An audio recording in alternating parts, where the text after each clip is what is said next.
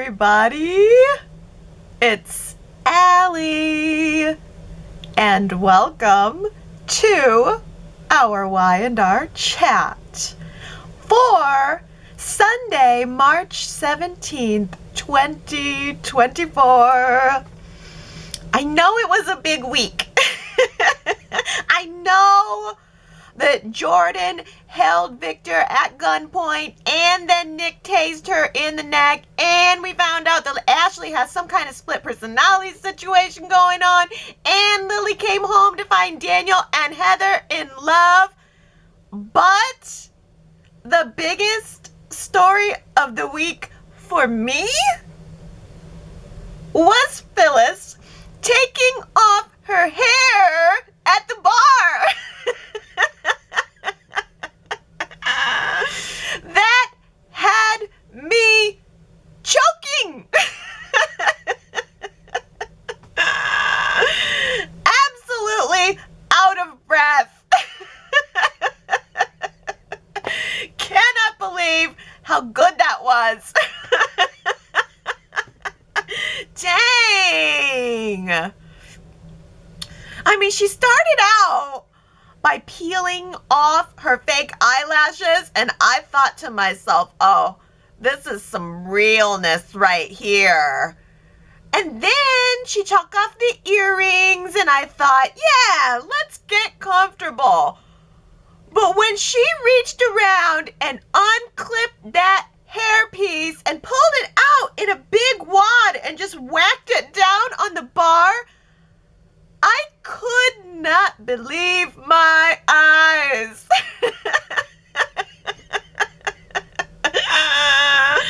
That was punk rock, okay?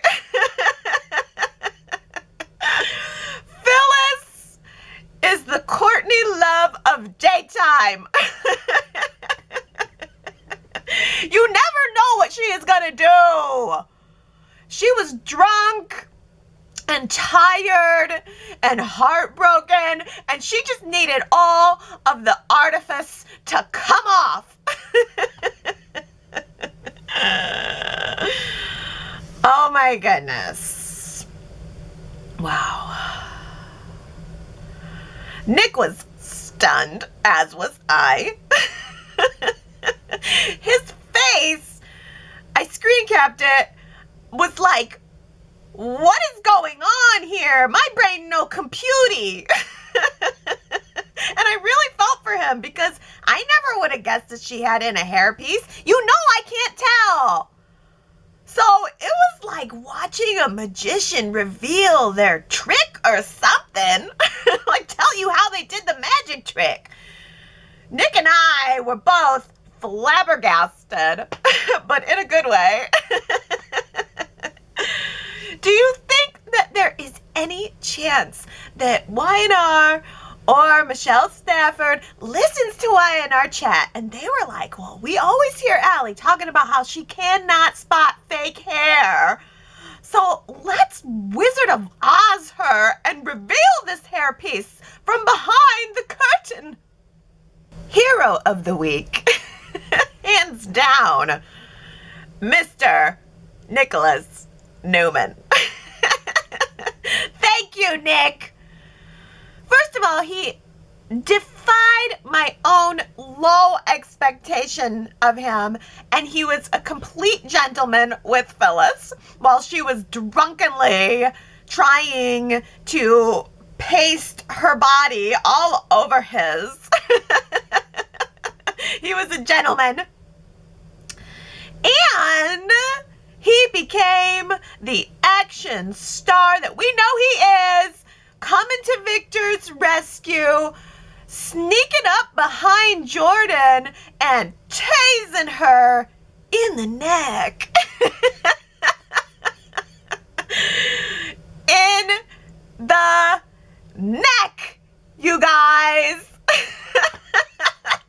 He had to reach from around a corner, blind, not even being able to see where he was aiming, and he just placed the taser just right, just in the right position to give her the shock of her life. That was so good. And I knew that it was Nick coming around the corner, sneakily coming around the corner. And you want to know how I knew? His hands. We saw only the hands at first. And I know it's weird, but after 25 years of watching Joshua Morrow every single day, I'd know those hands anywhere. And I'm glad those hands had a chance to shine. Because I realized this week that I missed Nick being back in action. I mean, he's a good character. He's got it all. He's sexy. He's funny. He's smart. No, wait, not that last one.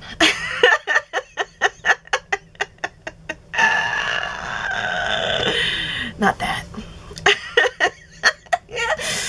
Ooh, so good. But why didn't Victor ask Adam to help him out too?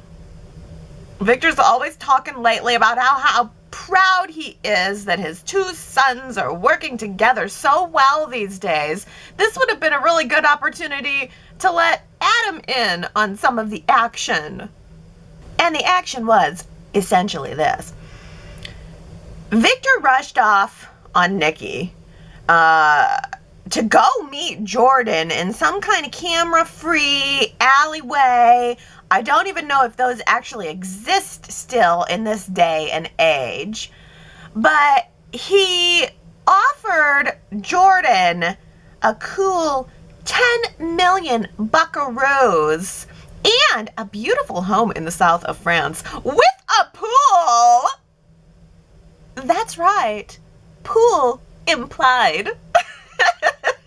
It was never expressed, but the pool was implied.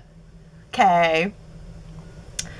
And in exchange, all Jordan had to do was disappear forever.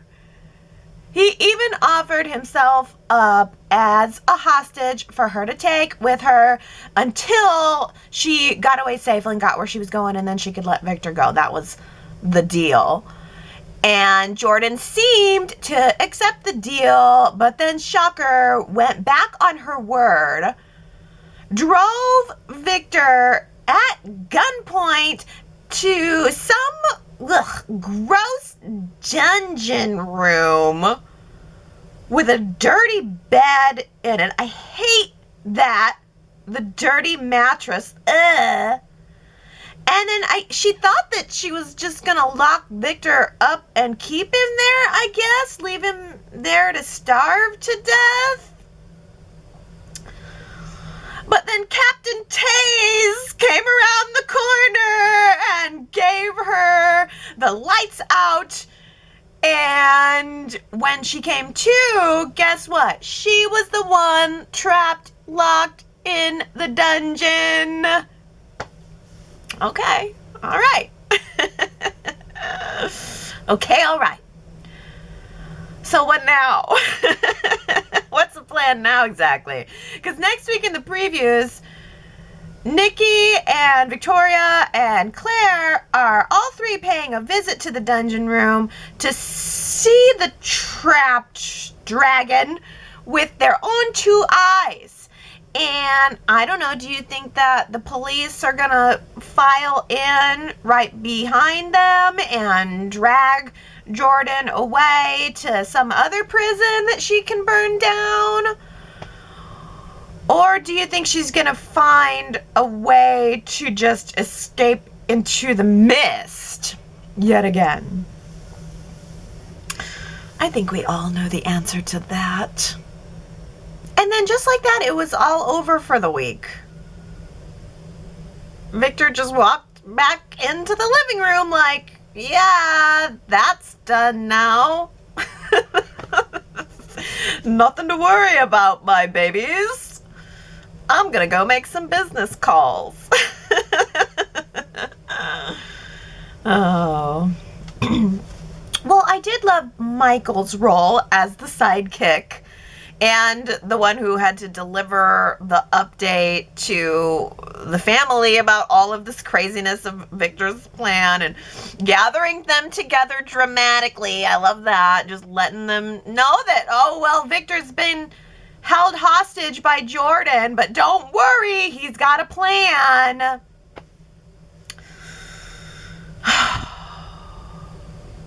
And then right in the middle of it all, Michael decided to give Victoria some romantic encouragement. Hey, what's going on with you and Cole? So, what's going on with you and Cole? He seems good for you. As Cole is standing just outside the living room with a tray of sandwiches.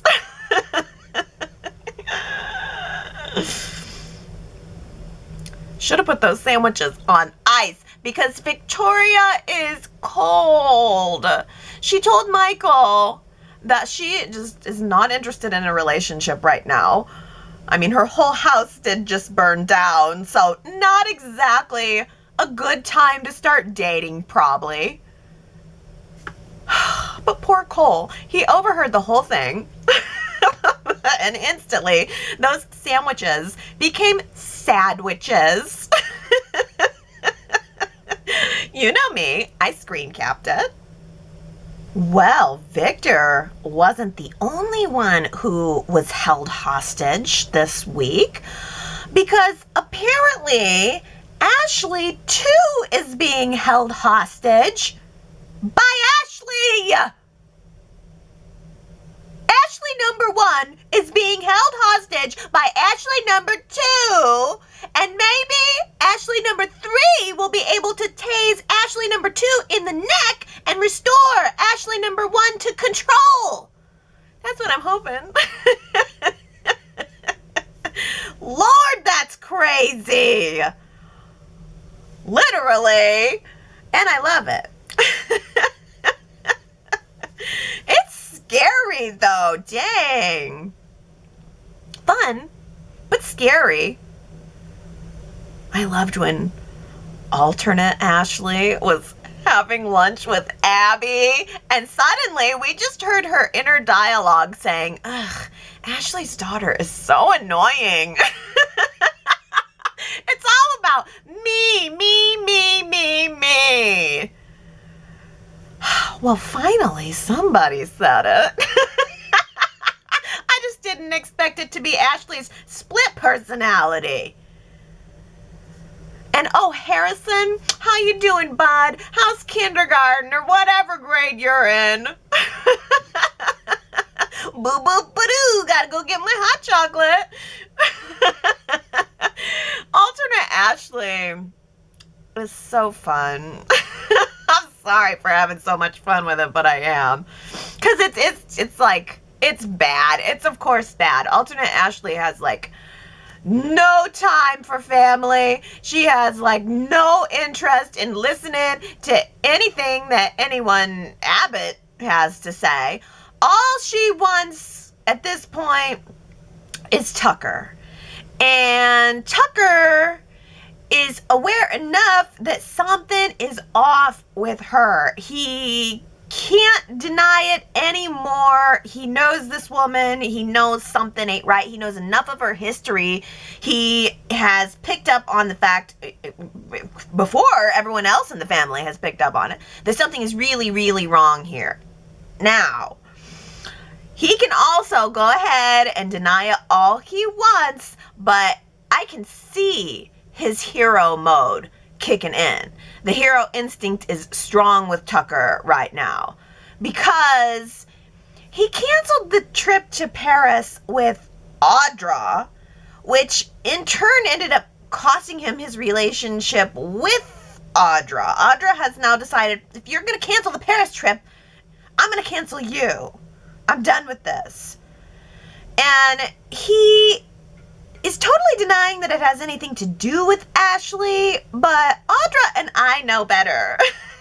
Because if it wasn't about trying to rescue Ashley, then he could have just passed along this information to the Abbott family. He could have gone to Jack or Abby or Tracy or someone and just given a really heartfelt plea like, I really think she needs help. You guys need to deal with her. I'm going to go to Paris, which will now put some distance between Ashley and her obsession with me. I'm going to put some distance between us and also at the same time show Ashley that I am serious about moving on with Audra. I'm going to stay away for a couple of weeks, but that's not what he's doing. He wants to be, I think, the one, he has to help her. He sees she needs help and he wants to help her, and that makes me feel bad for Audra. She finally started to trust him. She was stuffing her suitcase full of sexy, chic Parisian outfits for her to strut around the city of light in. And now her worst fear is coming true.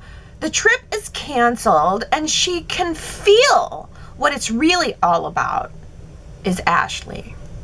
She sees this as Tucker making a choice of Ashley over her. And what she really needs is someone to talk it out with, like Sally Spectra. Oh my gosh! This was such a pleasant surprise of the week for me. I had no idea this was coming. It was a totally out of the blue pairing, but Audra and Sally will make spectacular friends. Or enemies. Either way. Because first of all, okay, well, Audra has no girlfriends. All she has is guys she sleeps with and strings along. And all Sally has is a friend who does nothing but nag her about Adam. Sally needs a friend other than Chloe. And so they're a perfect match, Audra and Sally. But also, you know, they're kind of, I don't know, they sort of have a similar vibe. They're like Genoa City's alternative girls. They're like sexy bad girls club. They need to have like a sexy bad girls book club. And maybe also some kind of recovery program for sexy bad girls who like sexy bad boys, because they have that in common too. Both Sally and Audra love being in love with bad boys who have broken your heart in the past, but they say they won't do it again until they do.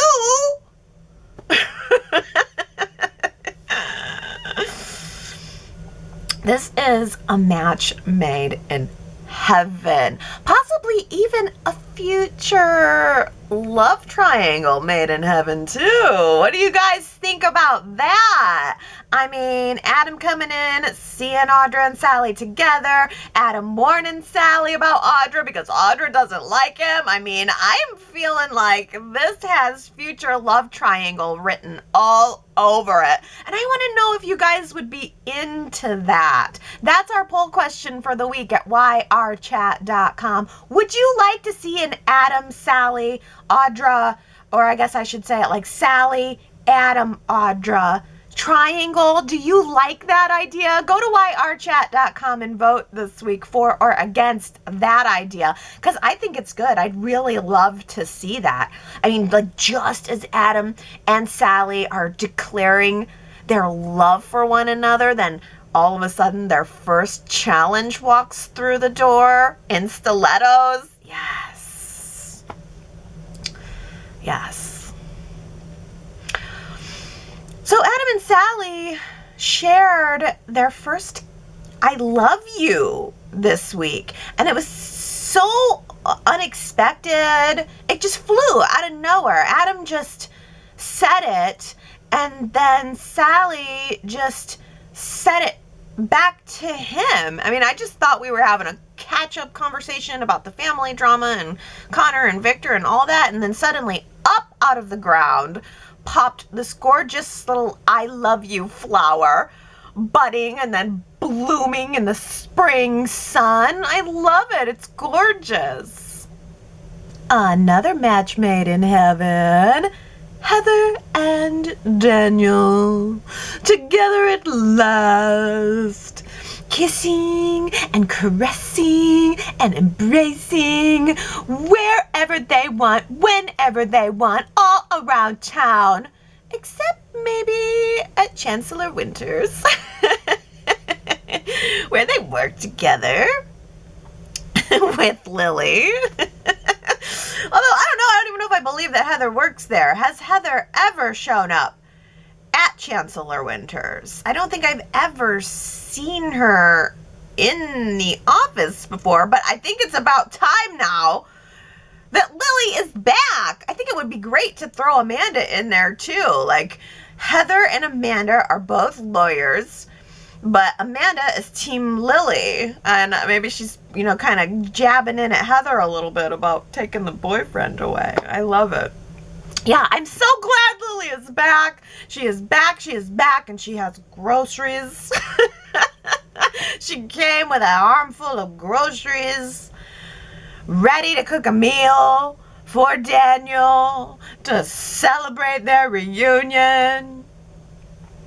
But then she realized that, oh, Daniel's already been fed. Daniel's already stuffed full. He's been eating Heather's meals now. She found out Daniel's been having Heather's meals, but only just once, and then they stopped, okay? If that makes you feel any better. Oh, Lily. She was shocked. I mean, maybe not so much about that Daniel would reunite with Heather, that he would want to reunite his family, but mostly that he was lying to her about it through some misguided idea that it would be more compassionate for him to lie to her about it than to tell her the truth. I mean, that feels icky. I wouldn't want to be the recipient of that kind of quote-unquote compassion. Like, I'm gonna string you along so as not to hurt your feelings, but I'm really completely and totally in love with someone else. I'm not just sleeping with someone else. No, I'm in love with someone else. TMI. In the heart with a dagger. Do you love her, Daniel? Well, if I'm being honest, the truth is, I guess I never stopped loving her. Ouch. Ugh. Yuck. Yuck. Ugh. But she took it well. I mean, she didn't smack him or anything. She didn't throw a vase.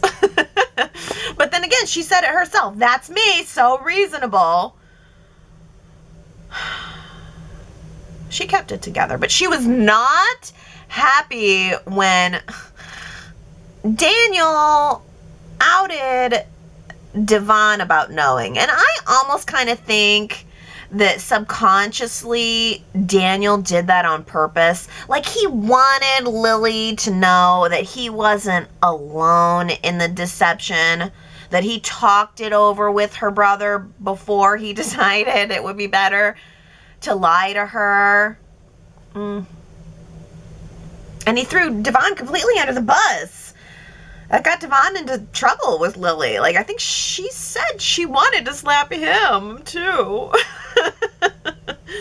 But she's got to work. Devon's not going away. That's her brother. She's still got to work with him. And she's going to need some allies at Chancellor Winter's, because also, who even knows if Jill is going to keep her on as CEO, because Jill could just as easily decide to install Billy instead, although it's probably going to be some blah co-CEO situation, but all right, we'll see where it shakes out, because Lily's back. I'm for it.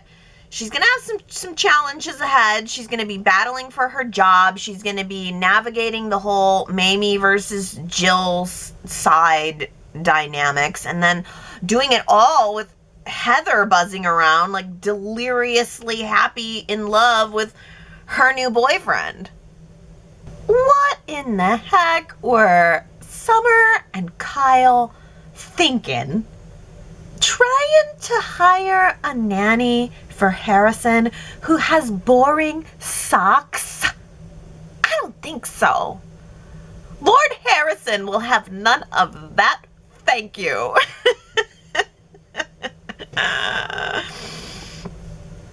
But boy, oh boy, isn't Harrison having some love at first sight with Claire? Did you see the way that he gave Claire that puppy dog look? It was like puppy love. Like little hearts could have been popping up over his face. I guess know some facts about squirrels, throw out a couple of lame animal jokes, and boom, key to a kid's heart. Claire has the magic. I'm ready to hire her as my nanny. But that's not going to happen. It's Claire's new life as Harrison's nanny is basically beginning right now. And first of all, I feel like as chatters, we're just going to have to get the elephant in the room out of the way. First and foremost, I mean, Kyle and Summer would be freaking crazy to hire a nanny for their child that is less than a week out of a mental institution. Like, I'm sorry, as a mom, there is no amount of talking and explaining that could help me get past that.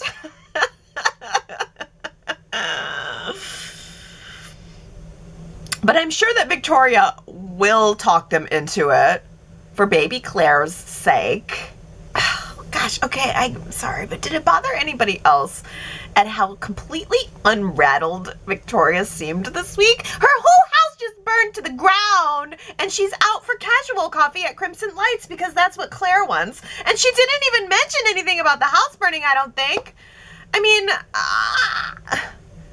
I don't know. I mean, I would be like, and I don't even think Summer mentioned it. Summer mentioned seeing the article in the paper about Claire moving there, but I don't think anybody mentioned the burning. I could be totally wrong, but it wasn't focused on. I can tell you that for sure. And I don't know, maybe that's a good thing. Maybe Victoria needs to take her mind completely off of it. But geez, as a viewer, I'm like, hey, where's the grief? Not where's the beef. Where's the grief?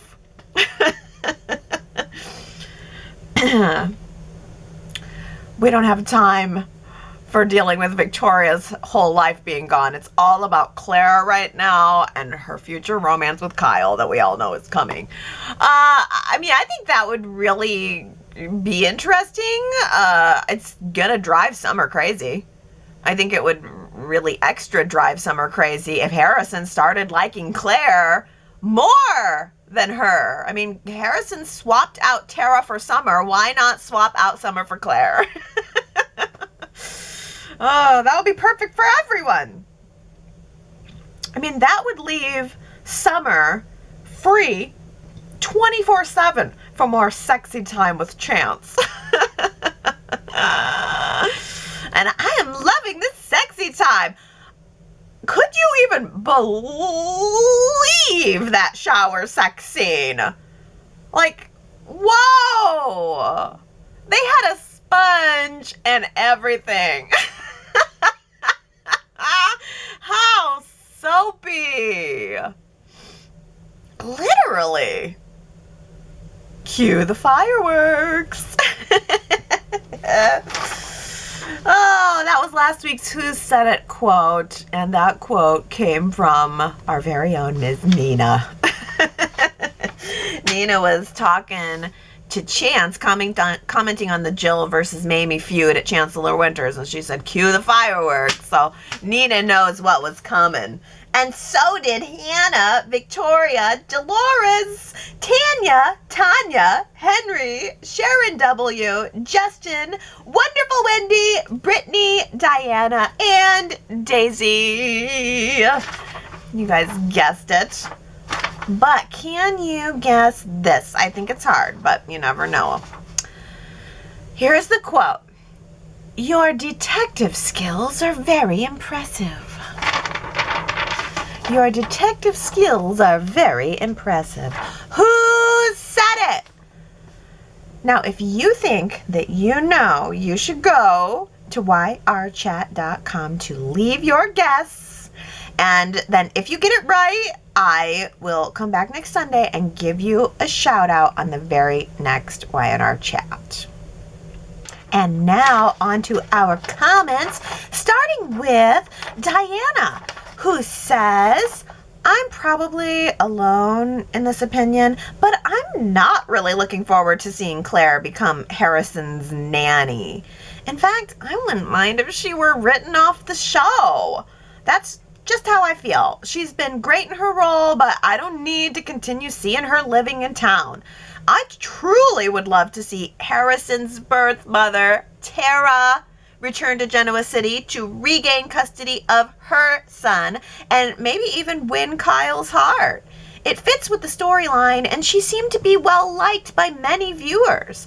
I hope Y&R considers doing this in the very near future, as Tara's time on the show was too short-lived. You know, Diana, I actually really agree with you on all counts. Well, first of all, I liked Tara a lot. I think that would be a natural transition for the story, especially since she went to jail for like a white-collar crime. Certainly she would be getting out soon. And I love the idea of her coming back for her son and that being the challenge for Kyle and Summer. I do like that better than the idea of Claire getting in there in just her sort of sweet candy way. I like Claire. I don't love Claire. Does she excite me? No. Naomi says, I agree with Diana. She's kind of a one-note character, at least for me. She's another young woman in a soft sweater with sleeves that are too long and consistently holding a mug of hot tea or whatever. She has lost the smart young businesswoman persona and is a perpetual hand-wringer. I don't want to see her hovering over Harrison and Zippy the Fox. Yeah, I mean, there's no doubt that Claire has lost her edge, and we are going really, really on to the extreme opposite end, trying to redeem her. I mean, she was a really bad girl, and now we've swung completely to the other direction to redeem her, and yeah, it's kind of boring. Sharad says, well, I may be in the minority, but Adam's questioning the immediate acceptance of Claire is fair game. He said nothing wrong and out of line. The girl did try to kill them. I know I've been saying I don't trust Claire. Well, after today's show, I no longer like Claire either. Adam should really distance himself from this den of vipers. Yeah, you know, Sharad, it doesn't bother me at all that Adam is questioning Claire because I kind of feel the same way. I don't know if I think Claire is necessarily plotting anything actively. I mean, that might make me like her more. That might turn me around if there was something there. But I absolutely think that Adam has a right to question how quickly the Newmans have embraced her, especially how long it's taken the Newmans to embrace him. And I just want to say again, I think Y&R seriously needs to give Nikki a crush on Adam. I feel like that is going to give the viewers a little bit of summer fun if they would pick that up and run with it. Like, build the stable set, have Adam out there shirtless baling some hay, and maybe Nikki comes in and she's looking at him but doesn't realize it's him, and then like sees him shirtless baling hay and sweaty and stuff, and then all of a sudden it turns around and she's starting to like, cute, you know? I mean, she's a woman. She can look at a muscly, nice young man and be like, I mean, you know she does anyway, and then turns around and she realizes it's Adam, and now she can't look at, now she sort of sees it and she's attracted to Adam, and we get a little bit of summer fun from Nikki and Adam that way. She's never seen him as a stepson, so I don't think that this would be a problem. She doesn't see him as a son in any way, so I feel like this would be a fun little jaunt, something a little bit shocking for the viewers. Come on, Y&R, where is your sense of adventure? I really, really think that would be a fun little summer jaunt. Josh! Josh, hear this call. This is a good idea. You want the viewers to start talking, do that. All right, well, the viewers have spoken about Connor and his OCD storyline. I asked you guys if you think this story was a hit or a miss. the majority of you, albeit a small majority, 54%, think this story is a miss. And I'll start with Heather K here, who says, I am a therapist, and this storyline is so insulting and cookie cutter. I think someone said it last week that they just read a list of OCD signs. There are also 2 kids, and Sharon jumped in with these basic explanations that were so simplistic. You know, they make you forget about Connor, and then they bring him back, and you're supposed to care. Y&R really needs to have a build up, not a throw in. Ooh, Heather K, I mean, you said it all right there. It's like Connor is not around, and then all of a sudden they just like jam all these OCD symptoms on you, and there's no build up to it. You're just supposed to like, okay, well, get on board. I will give Y&R credit for the follow-up on Friday, because we spent the whole week Adam's come back to Genoa City to pick up a bag for Connor. I liked that he said, oh, he only wants certain people to touch his things. That makes sense to me. That at least tracks. And then we're right back to the waiting room. I mean, I'm glad that Y&R did some follow-up on it there. But I just think, all in all, this was a miss for me. I vote miss. I just think that there's not enough. It was like too much and not enough all at the same time. Sherrod says, I fell back in love today with the Adam and Sally pairing. That little intimate scene at Crimson Lights where Sally stated that she didn't want to take back her professing the love to Adam touched my heart and made me smile. I am back on the Allie train. Yeah, I'm glad she didn't want to take it back. It's interesting that Adam, that was his first reaction, like, okay, you know, I know you said it, but, you know, you don't have to stick to it. And she's like, no, I want to stick to it. Well, Heather K also says, this may be a very unpopular opinion, but I hate Sally and Adam. Initially, they had a ton of chemistry. Then they broke up because there was the real life situation with Courtney and Mark, but whatever. And since they got back together, I can't wait for them to break up. Sally was my favorite character on Bold and the Beautiful, and I love the actors, but it is one big snooze fest, and it's just too much whining, and Sally has as much of an edge now as Mother Teresa. I know no one was a big fan, but I liked her with Nick. But let's get some fireworks with Kyle or Billy or even Tessa. She needs her spunk back, and the same with Chelsea. She and Billy are even more boring, and that's saying a lot. Yeah, you know, the scene where Adam was warning Sally about Audra, her response was, well, if I, listened to warnings, I wouldn't be with you. But what I wanted Sally's response to be was, Audra better watch out for me. I don't need to watch out for Audra. Audra needs to watch out for me. Sally has completely lost her edge. There is no doubt about it, and I agree. I want to see that come back for the character of Sally Spectre. I feel like we've been saying that for a while. Well, speaking of couples, Kamna says, my 3 favorite couples of the week, starting in reverse order, are number 3, Audra and Tucker. Their conversations, their chemistry, I'm rooting for them. Yes. Number 2, Sally and Adam. Could Sally be an autumn bride?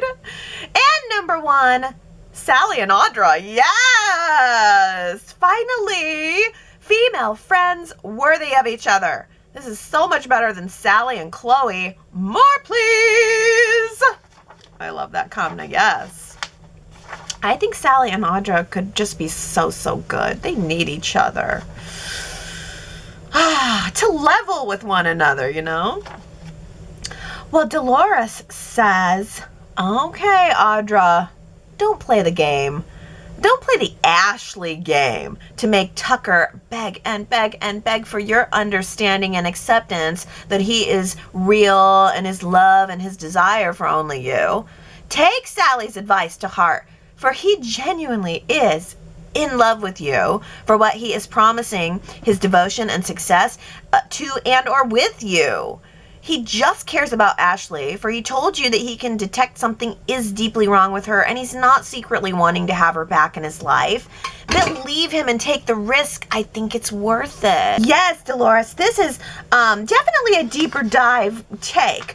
I believe that Tucker loves Audra, and I love their connection, and I did love the very end scene of Friday's show where he's outside of the hotel room, and she's not even opening the door all the way to talk to him, and she's got the little chain on, and it's just giving him an inch. That's all she's giving him, is an inch to try to plead his case. And I think you're right that she's making a mistake in doing what Ashley did, like constantly trying to make him prove it and constantly questioning him and all that. I think she would be better off to play a cooler game, but at the same time, it's like I don't really blame her that much. I mean, I wouldn't want to go nagging about it, but I think that he is staying in town and more concerned about Ashley than just cuz. Because I think that if he really wanted just to make sure Ashley got the help and then hands off, I feel like he would tell the Abbotts, he would tell somebody, he would do something and then step away and put some distance there. But that's not what he's doing, and I can see why Audra would be uncomfortable with that. I'm just not sure I agree with exactly Audra's tactic. So you make a really good, deep point here. Victoria says, finally, Tucker sees that Ashley is in trouble. He's listening now, and he's catching the differences between the very familiar Ashley that he loved and this sultry Ashley. Tucker is done accusing Ashley of trying to betray him. Now he just needs to go to the Abbotts and convince them to get her help. Tucker can fly off to Paris with a forgiving Audra, but if Tucker stays to see that Ashley gets the help she needs, Audra needs to leave Tucker behind because she will never come first. Ooh, Ron says, well said. This might be a shift in the Tucker/Abbotts feud. I'm interested to see where this is actually going, and it's so far beyond the gaslighting storyline that it began with. Great writing, in my opinion. Yeah. That's all I can say, yeah. Naomi adds, Tucker may be a jerk sometimes, but he's very worried about Ashley and is gently asking her questions and listening carefully. He should be afraid, very afraid of this dark personality that is guiding Ashley. I love Tucker. I mean, I really, really love Tucker, and it's hard for me because it's like, what? It's such a love-hate, because sometimes it's like I love him and it's so pure, and it's like, oh, I get this guy. So I get this guy. And then other times it's like, oh, this guy. I know this guy. So it's great. I mean, Trevor St. John's amazing. He's definitely one of the best additions to Y&R in the past couple years. He's phenomenal. Every week is a good Tucker week. Now, Southside Granny says, I'm really enjoying the new split Ashley. Her first mental breakdown was not anything close to this. Yesterday, when she added the small amount of Lost in Space to her gaze, it was great. I hope they continue this for a while. Yeah, I mean, it's really become a favorite story, no doubt. And Ellen asks, was she acting like her head hurt? Are they going with a brain tumor for the cause of her DID? Is that even real? You know, Ellen, this is a great question and a great point, because I think she's grabbed her head more than once. And you're right. I bet you it's a brain tumor. I think you're right about that. I bet they will go with brain tumor. That way they can just cut it out and continue on.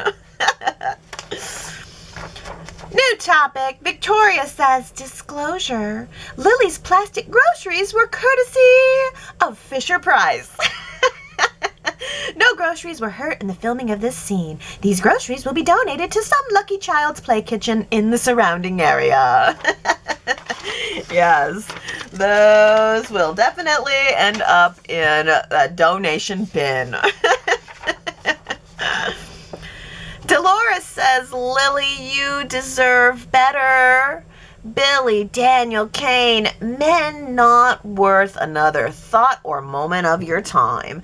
You are like a natural pearl, formed from past good and bad experiences and heartache that has made you a woman of great value and who deserves to be treasured by someone that merits your time and affection. You, Lily, supported and encouraged Daniel when he was at the lowest point in his life. You built him up, and as soon as he felt and showed a stronger/reformed man, Heather plotted her attempt to then want him back, get their family back intact. Heather didn't want to put in the work, but you did.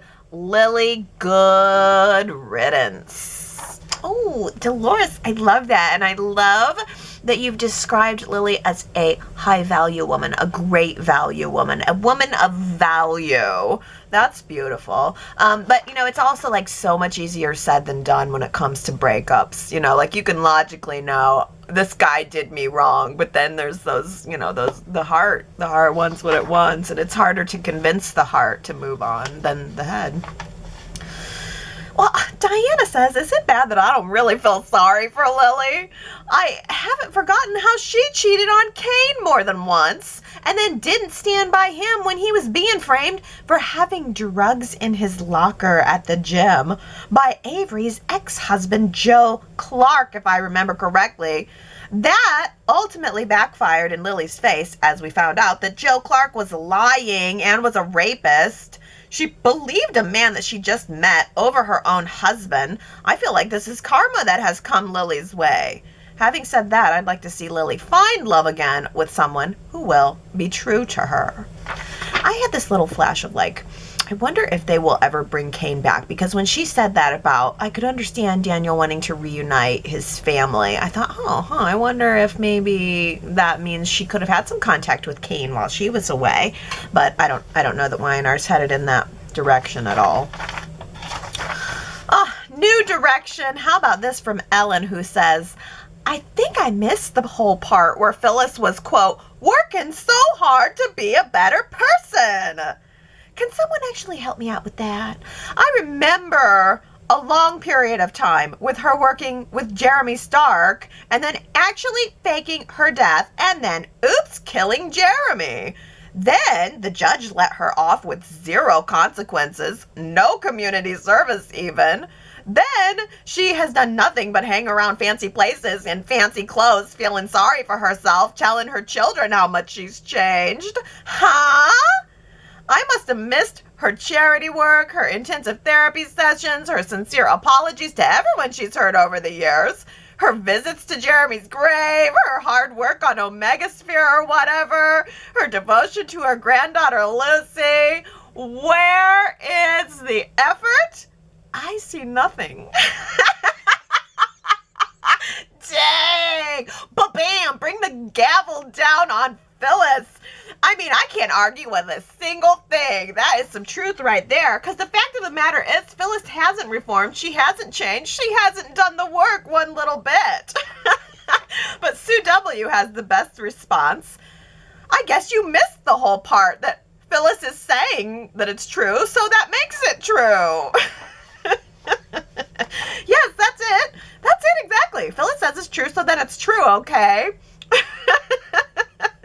Don't look behind this curtain. This isn't fake hair. Oh. Sharon W. says, I laughed so hard when Phyllis was at the bar talking to Nick about her woes. She took off her fake eyelashes, one earring, and then pulled out a hair extension. Oh, if any other woman did that, one might think she was giving up on the challenge of pursuing Danny. But this is Phyllis. A missed pasta dinner and a verbal rejection is not going to stop her in her tracks. So, Phyllis, put on your disguise that you used during your memorial service. It was so successful. And follow Danny and Christine on his tour in order to keep a closer eye on Christine.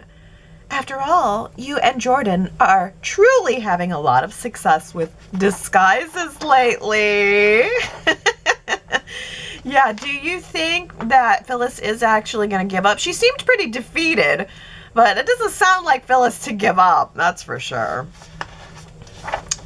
Oh boy, speaking of Jordan and disguises, Victoria says, well, that's inflation for you.